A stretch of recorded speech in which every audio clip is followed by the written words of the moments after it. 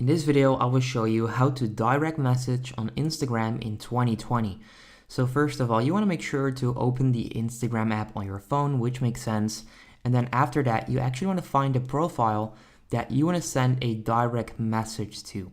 So for this video, I'm just going to go with a random profile. I'll just go with David Dobrik, which is right there in my recent searches. And then once you're on his profile, you can actually click on message, which is right there. So click on message, and then once you're there, you can actually send a direct message, which I'm going to do right now. I'm going to say, hey David, and then I'm going to click on send. You can also send stickers by clicking right there.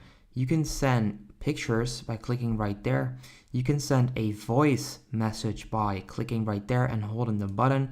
I can do that because I'm recording my screen. And you can also send like new pictures by doing this, okay? You can also film, you can send filters, you can do a lot of stuff on Instagram direct message, but this is how you can actually direct message on Instagram.